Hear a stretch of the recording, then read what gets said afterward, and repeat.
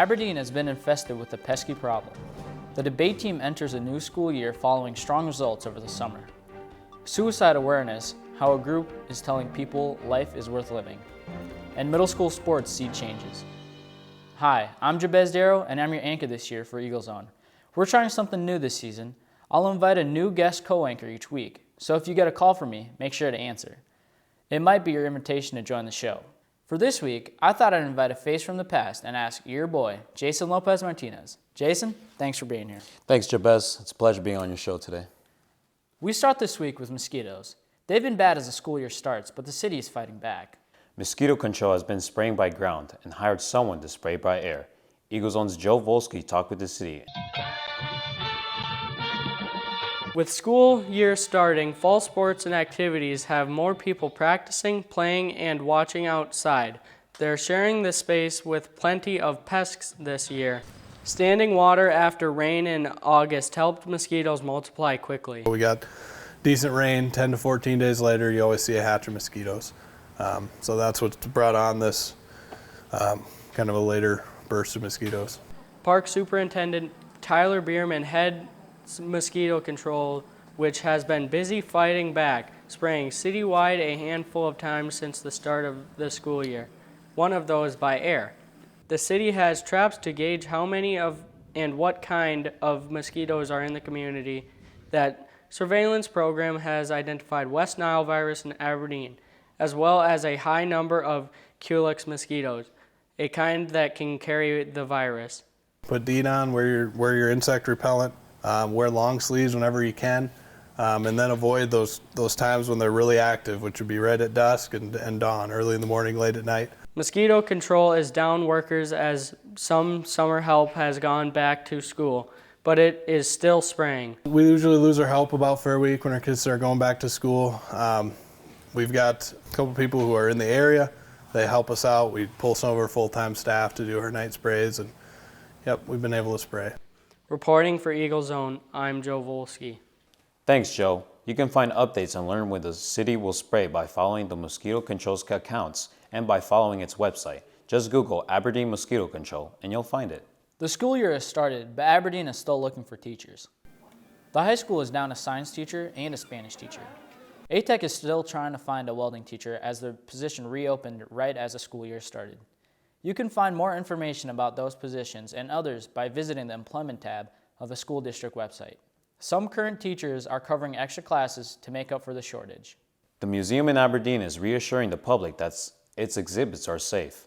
The Dakota Prairie Museum released a statement saying that it's been fielding questions about the safety of its wildlife exhibits. Those questions came after a taxidermy exhibit in Sioux Falls tested too high for arsenic. According to the release, the Dakota Prairie Museum works with experts to make sure its animal exhibits is safe. It's taken different steps, which include putting the animal mounts behind tall glass barriers where no one can touch them. They also restrict airflow from behind and over the mounts. Animals have been tested for the past for arsenic levels and were found to be well within acceptable limits. The debate team starts the school year with an impressive streak to maintain. And we're not just talking about its dominant strings of state titles. Aberdeen has almost become an expected name at the National Speech and Debate Tournament when it comes to National Student of the Year consideration. Eagle Zone's Zoe Stuckey joins us with that story. Zoe? That's right. At the National Speech and Debate Tournament, students compete in different categories, and they also learn who wins National Debate Student of the Year. Aberdeen has had 4 finalists since the start of this award.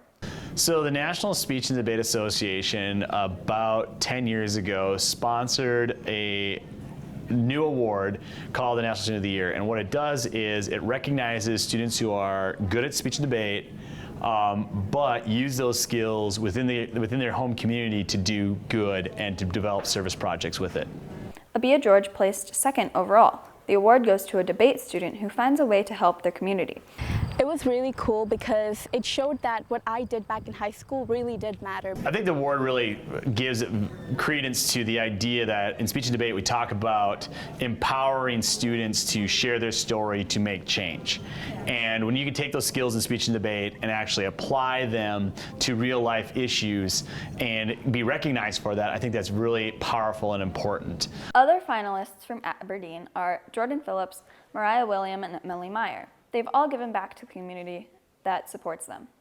I think the support from our school community and like my coaches and the people I do speech and debate with was just incredibly cool to watch. Even people who don't compete with me from Central, but just in South Dakota, everyone was super supportive and was cheering me on, so that was really awesome to see. The streak could continue, but we'll have to wait until this spring to find out. Senior Brianna Woolman has been working towards getting nominated for this year through her contributions to Rachel's Challenge and other service projects around the community. Thanks, Zoe, and congratulations to Abia. That's just one strong accomplishment from an Aberdeen student over the summer.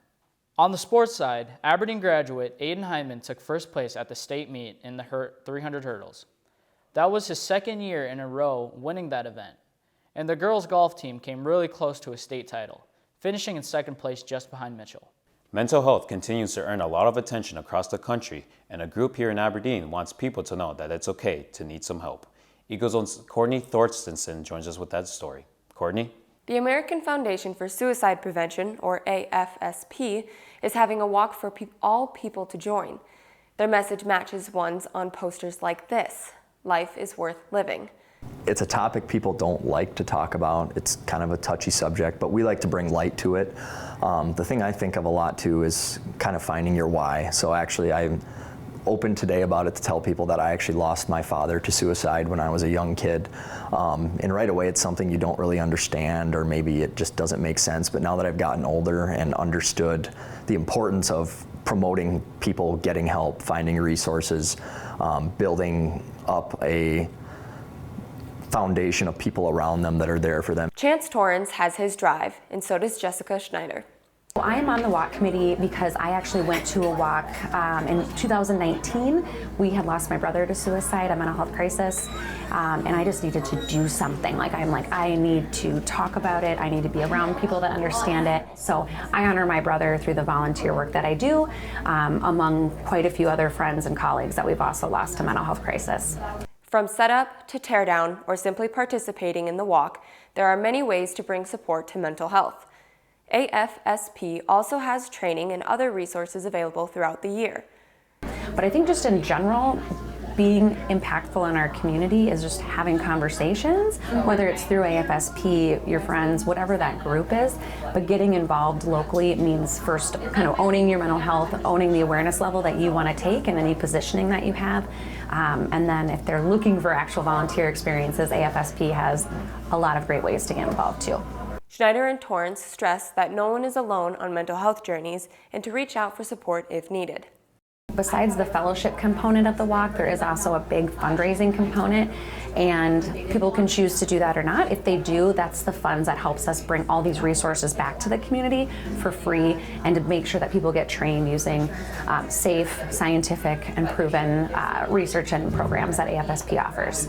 And just helping people to understand too that it's never a bad thing to ask for help. It's never a bad thing to admit that you're in a dark place and need help, because that's what we aim to do, is just to bring light to all that and to let people know that we can help you, or we can find someone who can help you, and that yeah, life is worth living, and it's a beautiful thing to be able to come back from that and say that you have found peace and been able to get the help that you need. So the walk is September 9th at 10 a.m. at the Odie Ice Arena. Registration and other activities start at 9 a.m. For more information, visit supporting.afsp.org. Thanks, Courtney. An emergency hotline to call if you have a mental health emergency is 988. You can also find more information at 988lifeline.org. We'll be right back after these messages created by Media Production students. I need to be thin. I need to lose weight. I need to work out. These are the things I would tell myself. You're too big. Don't eat that burger. Get the salad. There were times where I wouldn't eat for 30 hours. When I did eat, I would make it all come back up. I had to be perfect. I just wanted to look like the models from the magazines. Perfect skin, perfect hair, perfect body. Just perfect. Counting every single calorie I had just to make sure it was under 1,500. If it was even over 1, I wouldn't eat for the next 24 hours. I just want to be perfect. Welcome back. We have changes coming to middle school sports, and of course, high school athletes are competing with the new school year. Eagle Zone's Braden Lynn joins us with sports. Braden? Thanks, Jabez. As always, it's a busy sports season in the fall. We'll get right to some highlights and results for you. Starting with football, the Golden Eagles are looking for their first win after facing a couple tough teams early this year. This comes from a game against Pierre. Quarterback Parker Lamar finds receiver Cooper Eisenbeiss for a first down and more. And on the same drive, senior Avery Ligon finds an opening and moves the chains again. He stopped just short of the goal line. You can catch the Eagles at home again this Saturday when they host Sturgis. Ahead to soccer, the boys host Brandon Valley. The Golden Eagles are up by 1, and Tyler Bain adds to that lead with this goal. Aberdeen goes on to win that game, the boys' soccer team's second win of this season. On the girls' side, the Eagles are trying to earn another trip to the title game. They hosted Brandon and looked pretty strong. Here, Lauren Justin adds to the Eagles' lead with this goal. Moving ahead in the match, we have another senior adding to the Aberdeen lead. This time, it's Deshawnee Peters. Aberdeen wins this one. As we record this, they've only dropped one match this year. The volleyball team is off to a strong start. We had a slight video glitch during this last match, so we'll be watching some of the video of the team warming up as we talk about them. The girls have only lost one game so far this year, and that was a narrow loss in 5 sets. We'll be home Friday and Saturday this week if you want to watch them. Cheer and dance compete at the Hub City Invitational. First, the dance team competes with its pom routine. That is one of 2 performances during the event. Next is the hip hop routine. The dance team finished this invite in 6th place, just barely behind Pierre and Sioux Falls Jefferson. Moving over to the cheer side, Aberdeen took 13th at Hub City Invitational. The team will be traveling to an away events the rest of this month. We'll have a full story about the cheer and dance on a future show. Moving to middle school sports, there are some changes at this level this year. Eagle Zone's Evan Howard joins us with details. Evan? The changes to middle school sports are designed to tackle different problems ranging from travel time to worker shortages. Athletic Director Don Seiler also wants to improve the experience for middle school athletes. The ESD met last spring and we discussed doing something different with our middle school programs. I was very much in favor of that because I think it's going to provide for a better middle school athlete experience. One of the changes is how they handle middle school games with schools that are far away.